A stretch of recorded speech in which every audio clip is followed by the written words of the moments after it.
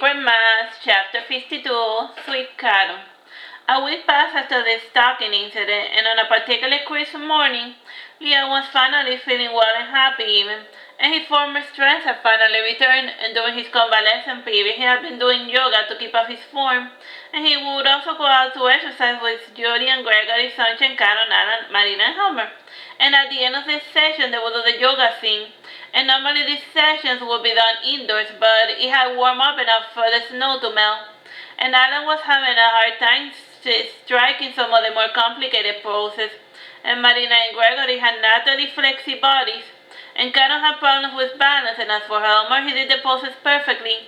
He had been secretly practicing on his spare time, and he thought that it would be fun to pretend to be naturally good at yoga to impress his lover. The trick worked, and every so often Leon would exclaim, "Well, you're a natural, Helmer." "Not really. I owe my flexibility to the ballet I took as a child," said Helmer, pretending to be modest. "Did you really take ballet classes?" asked Allan. "Yes, I did. I wasn't strong enough for regular sports, so I took to dancing," said Helmer, looking very serious. And the dancing story was true, but he kept to himself the real reason why he had chosen ballet, and he fancied that it would feminize his features. And when the party returned home, Sunshine was surprised to see all of the baby gifts, and the family had done a baby shower as a surprise for her. And it had been organized by the other mothers of the family. And Sunshine opened all of the gifts from Allan first, and she blushed before immediately closing it. And a curious Helmer opened the mystery box, and he gave a nervous laughter. And Sunshine took it as still, and she placed the box under the bed just in case it was ever needed. And by now, Alisa had given birth to the twins Charlotte and Charles, in which their births Caron had fallen into a deep depression. And Caron and Gregory were temporarily living with Eric, and from the depressed Caron, Sunshine had gotten a teddy bear that used to belong to Charlie. Caron signed it, he said. "I hope that it makes your baby happy. Can I use your bathroom?" "Sure. And thank you for the gift, sweet Caron," said Sunshine, and she examined the plushie like it was a specimen under her microscope. Allan followed after Caron while Gregory sat there to chat with Sunshine, and the conversation died when they heard somebody crying upstairs. And Gregory went to see what was the matter, and since the crying got worse, Helmer and Leon went to see what was wrong as well. And sitting in a rocking chair was Allan consoling Caron, and Gregory was kneeling beside to try to console his lover. And Allan, having steered himself, said to his father in a weepy tone, "Dad, Caron is broken. Can you fix him? You help people now, don't you? Can you cure him of his malady?" There, sweet Caron. It's okay for you to feel this way, and you can cry as much as you want. You're in a safe place, and we love you very much," said Helmer soothingly. And after much reassurance, Caron settled down after crying for an hour, and he even smiled a little, and he said, "You know, I actually feel a little better. You can always come here and cry a little if you feel like it. Tears are an important part of healing, and you never allow yourself to mourn Charlie's death," said Helmer sadly. I guess I really don't need these antidepressants we got from Sunshine," said Gregory, showing the pills to Helmer. Helmer placed both his hands to his temple, and he had instantly developed a migraine that felt as if his skull was being ripped open. Gregory, seeing Helmer's reaction, said, "I'm sorry, he didn't take any, and we had come here to ask your opinion about it." "I'm sorry, I was only trying to help," said Sunshine apologetically. "I'm not good to anyone in my current state. I think for now I will stick to surgery for the time being." And Sunshine fell forward, and Leon caught her before she fell, and Sunshine, laughing, said, "See, I'm just a little overworked, and please take me to my room." And Leon carried Sunshine back to her bedroom to rest, and Allan was as pale as death. And Caron and Gregory then proceeded to calm down Allan.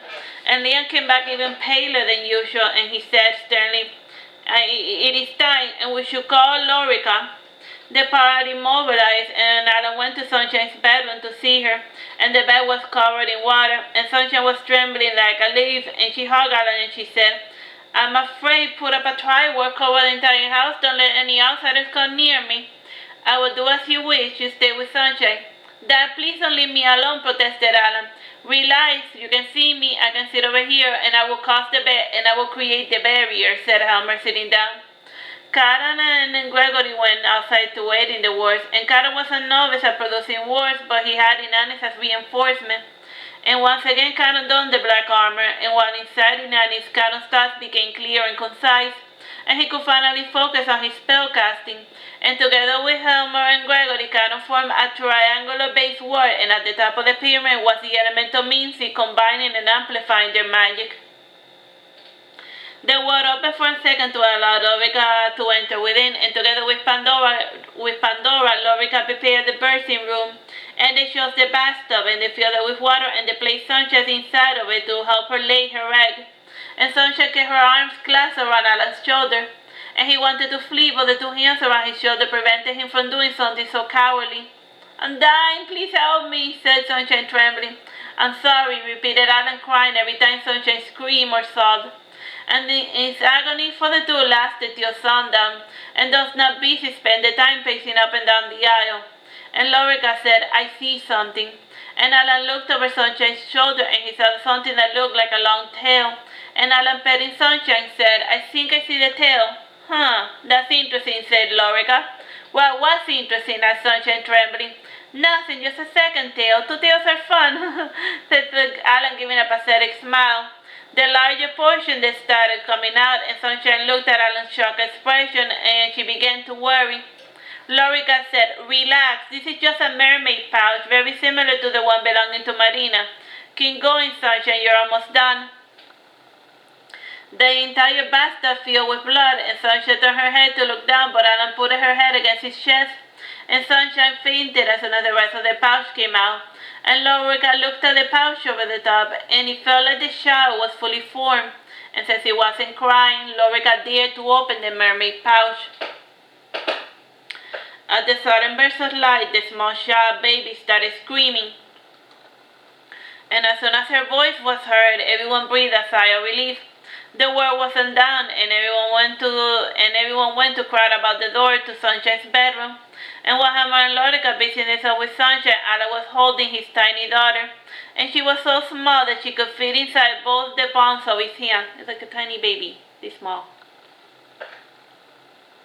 Her hair was as golden as the sun, and when she opened her eyes, they were baby pink. And a cold sea breeze entered the bedroom, and Allan went to the bedroom to close the window.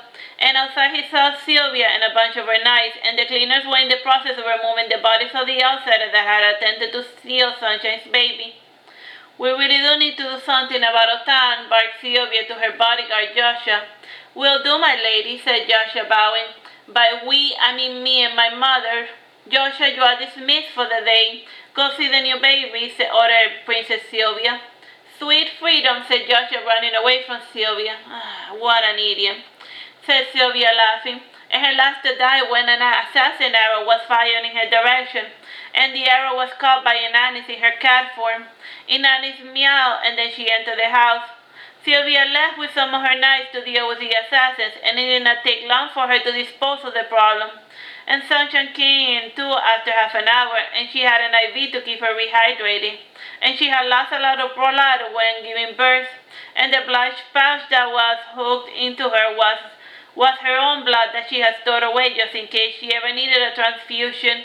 And as the last true golden dragon, there was nobody left alive that could give her blood should she need it. Allan handed Sunshine her baby that was washed, dried, and dressed, and laughing he said, "In the end, none of the outfits we bought her fitted her, and we had to borrow some of the doll dresses that Mincy made for her toys." "Aw, she's so cute," said Caron, gushing. "Sis, what are you going to name her?" asked Gregory. Sunshine placed a small pouch out to her bosom, and much to her surprise, she started to lactate. At times like this, Sunshine pondered if maybe her mother had made her instead of giving birth to her like she claimed. This would explain why her mother would often call her an interesting specimen. Sunshine shrugged her shoulders in response to Gregory's inquiries, and Joshua showed himself into the nursing room, and he suggested, "How about sea breeze?" "Joshua!" yelled Helmer. "Settle down, father," said Allan, laughing. Helmer jumped into Joshua's arms, and he proceeded to kiss his face as his usual greeting, and Leanne could not help but feel jealous. Helmer had never greeted him with that much enthusiasm. "Yes, I like that name," said Sunshine. "She shall be called Sea Breeze." I was making a joke. Seabreeze is the name of my horse, said Joshua, laughing. If you name your horse Seabreeze, it is a testament to your excellent taste, said Sunshine. Dad, do you want to hold the new baby? Asked Allan. I said Helmer, starting to retreat, and he hid behind Joshua. Joshua walked forward with Helmer following behind, and Joshua took the baby from Sunshine and he handed it to Helmer. And Helmer held her for a few seconds before returning the baby to her mother. I said, Helmer, still trembling. Don't worry, you're not going to taint her, said Joshua, and he leaned closer and he saw the baby smile, and he said, she has your eyes, and that's so cute. You have a cute granddaughter, Helmy. Oh, I did not want children, and I don't want a granddaughter either, said Helmer, throwing himself on the floor, and then he proceeded to hide underneath Sunshine's bed. Can we do anything for you, Sunshine? Asked Allan. You did a lot for me, Allan, and I would always be grateful to you. Just be happy. Be happy without me. And if you give me a ring, I promise you will never see Seabreeze again, said Allan, giving a nervous laughter. He had indeed been thinking of buying Sunshine a wedding ring. You shouldn't hold her so close, said Alyssa, worried. You don't want to accidentally smother her. Don't worry, Pandora will be monitoring her vitals to make certain that nothing like that remotely happens, said Pandora.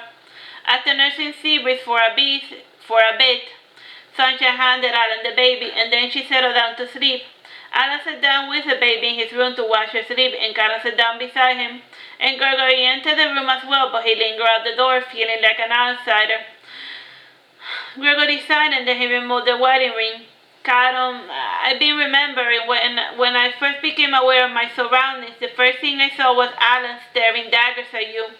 And he was like that with me the first time we met. And he was in love with me, and he used to be in love with me. And it took him a while to approach me.